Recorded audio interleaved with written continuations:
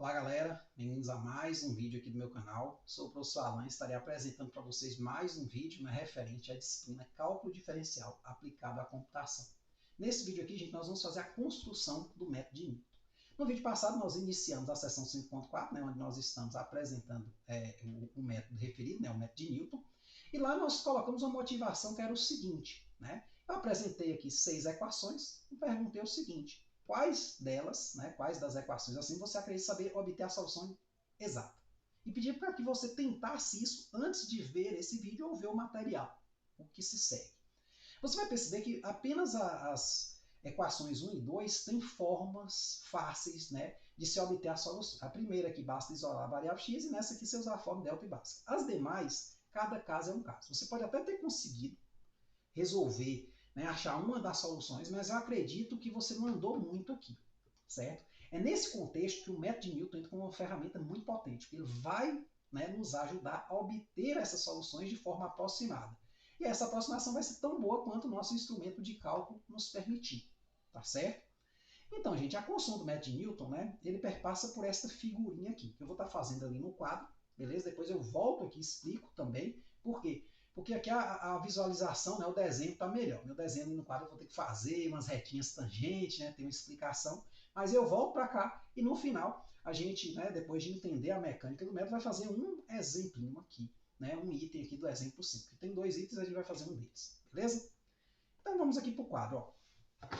Aqui eu tenho o seguinte, gente, eu tenho uma função, o gráfico de uma função, tá certo? Vamos imaginar que eu conheça a lei de formação dela, f de x igual a e elevado a x menos x ao quadrado, seja alguma coisa desse tipo.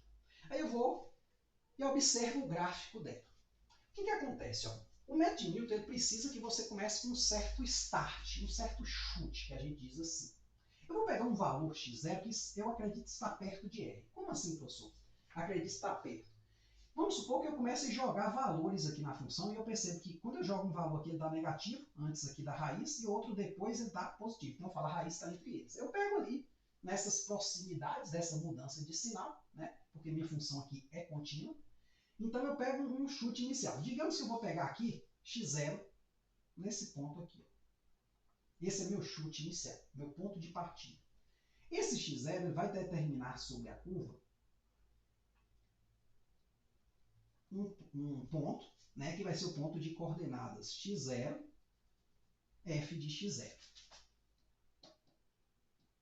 Ou se você preferir, y0, porque vai ser o ponto x0, y0. Então esse pontinho aqui, que é o ponto x0, eu vou botar assim f de x0, ou seja, x0 é sua imagem. Aqui nesse ponto eu vou traçar uma reta tangente, tá certo? Que a gente já sabe como obter. Observe o seguinte, esta reta tangente aqui, ela vai intersectar o eixo aqui num pontinho mais perto da raiz do que x0 estava, certo? Esse carinha aqui é o meu próximo objetivo depois de x0, não é o r, o r a gente vai chegar com o tempo na aproximação dele, mas não chega nele. Então eu vou chamar esse cara aqui de x1. Então, o meu objetivo aqui, nessa primeira parte, é produzir x1 mais perto de r do que x0. Olha só, a equação de uma reta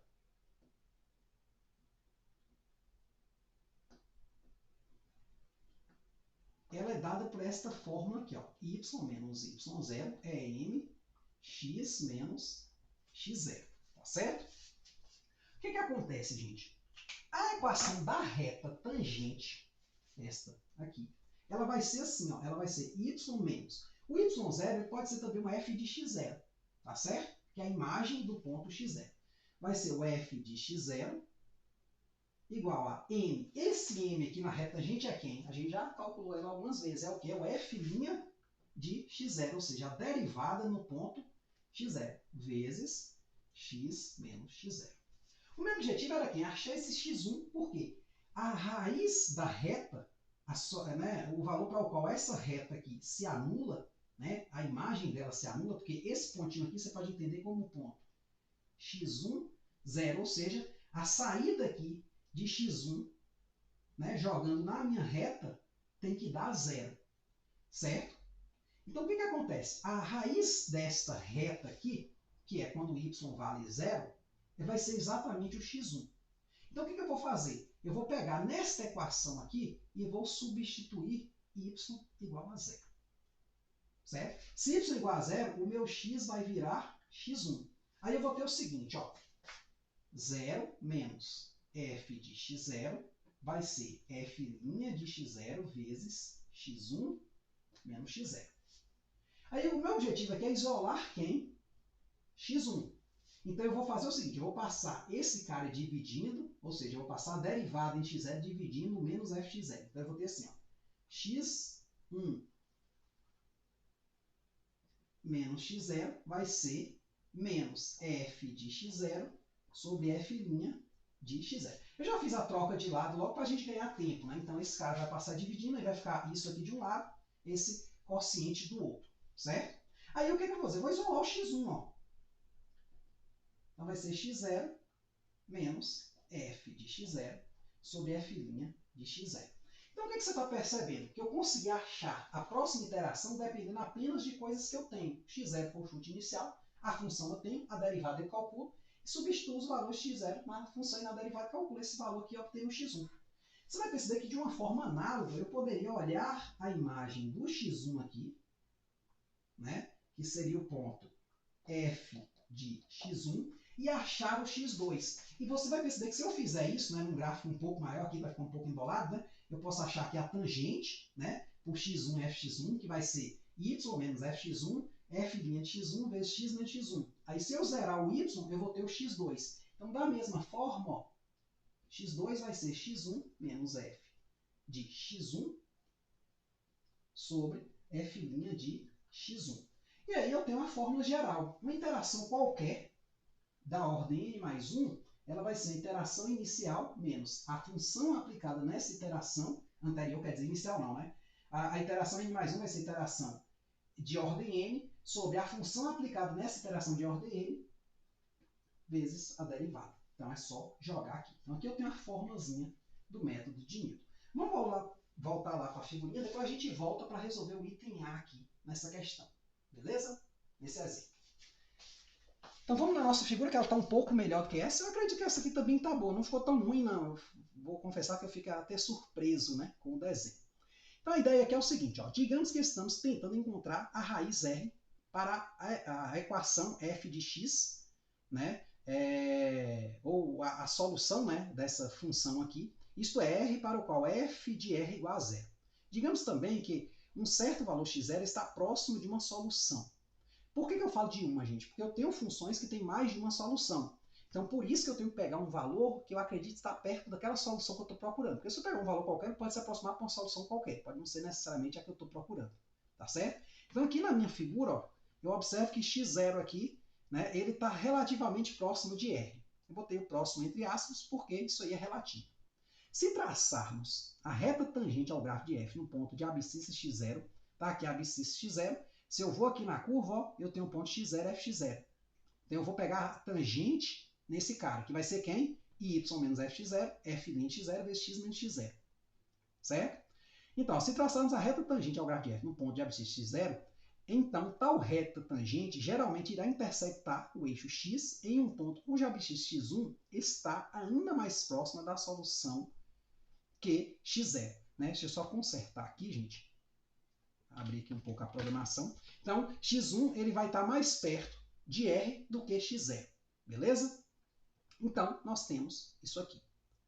Essa situação. Então, a gente acha x1. Se a gente repetir o processo com x1, o que acontece? Eu acho aqui a f de x1. Então, teria aqui uma outra tangente, né, cuja a interseção dela com o eixo x, né, a raiz dela, seria um x2 ainda mais perto de R. E assim sucessivamente. Tá certo?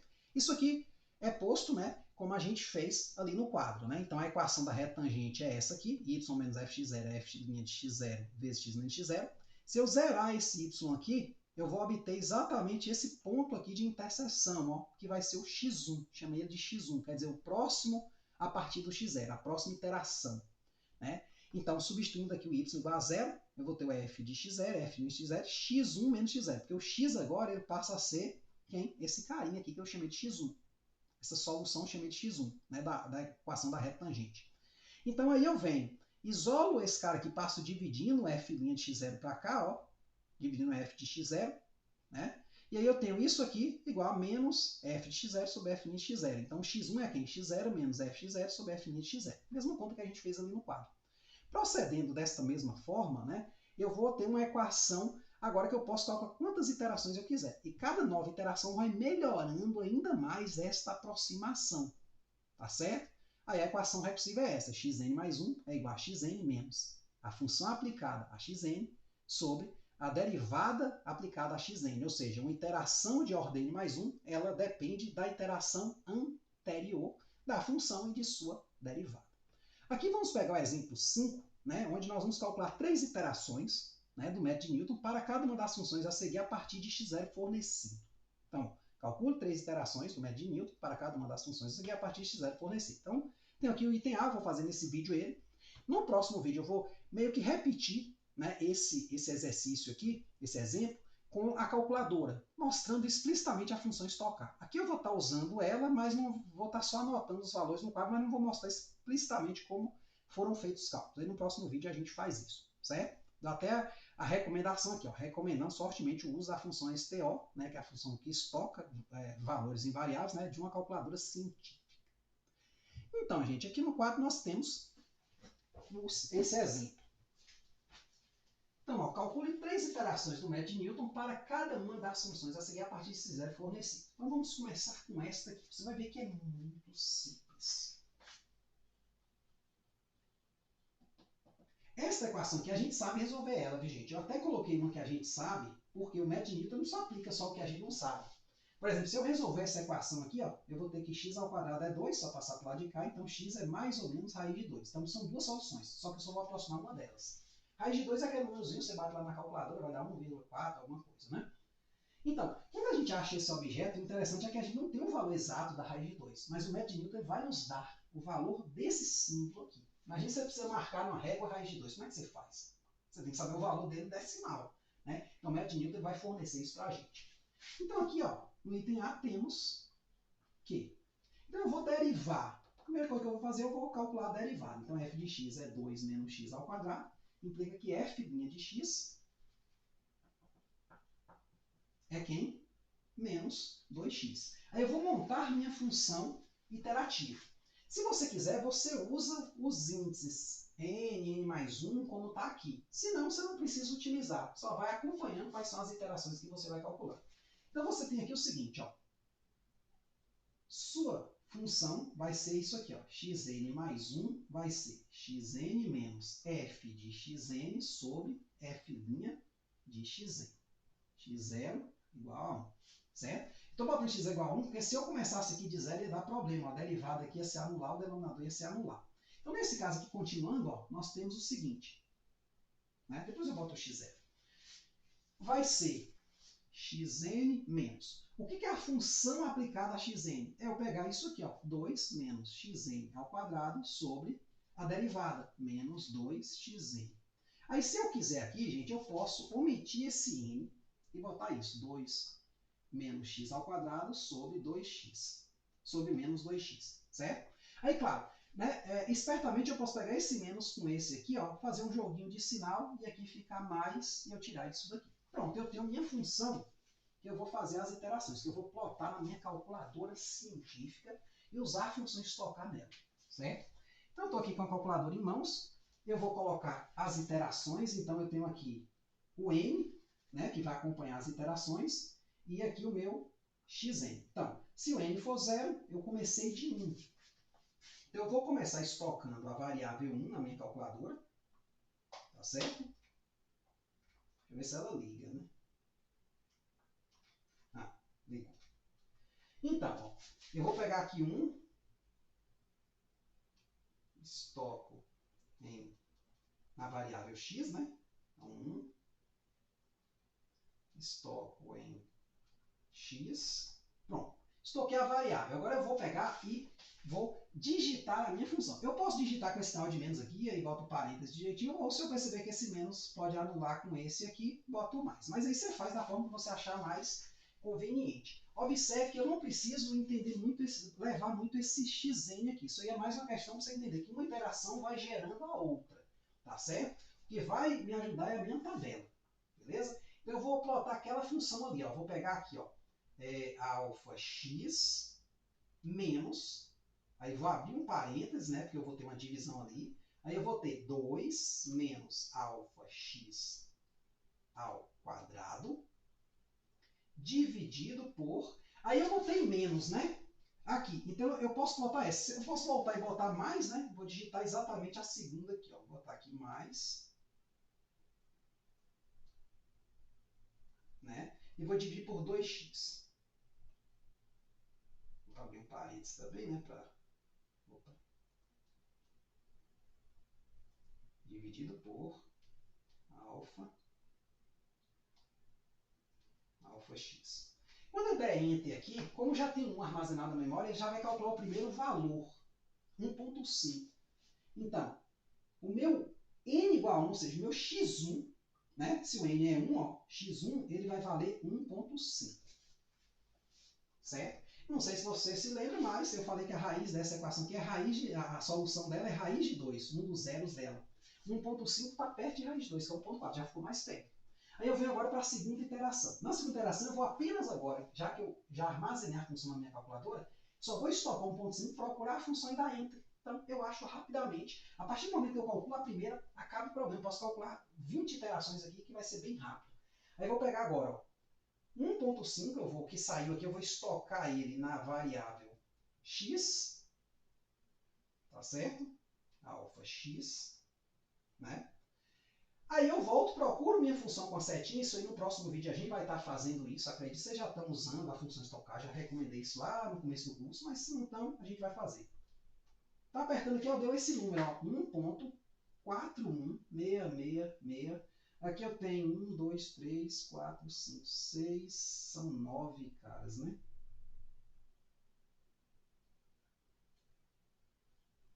6, 6, 6.